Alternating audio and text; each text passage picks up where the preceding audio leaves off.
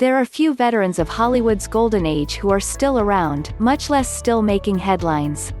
But Olivia de Havilland, who turns 104 Wednesday, was always a rule breaker.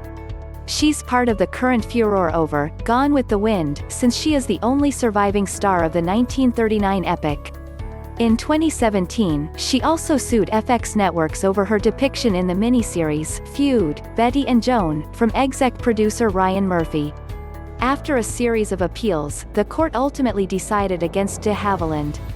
The ruling represents a rare defeat for her, but serves as a reminder that the actress is not going to take any nonsense from anyone. In 1944, she tackled the studio system by filing suit against Warner Brothers. Her victory helped bring an end to the studio system and redefine the business of movie-making. At 19, de Havilland made her film debut in the 1935 A Midsummer Night's Dream. WB signed her to a 7-year contract, which was standard for actors.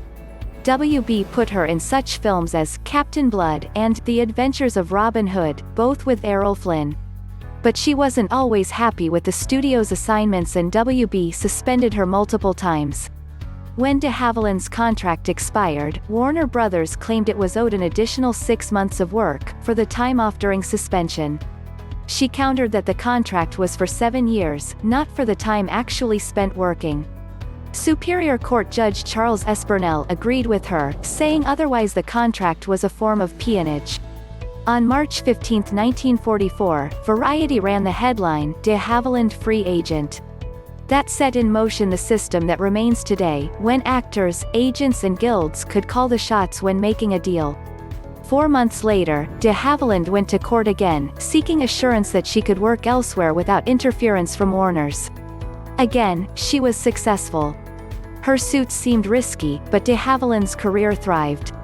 Shortly after her legal victory, she won Oscars for 1946's To Each His Own 1946 and The Heiress 1949. In all, she had 5 Oscar nominations.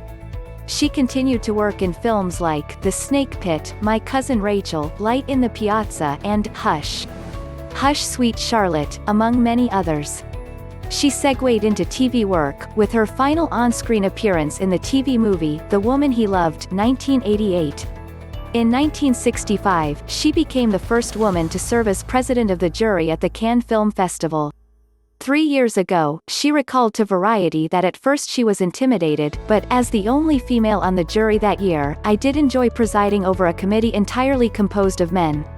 In November 2008, President George W. Bush presented de Havilland, then 92, with the National Medal of Arts, saying, "Her independence, integrity and grace won creative freedom for herself and her fellow film actors."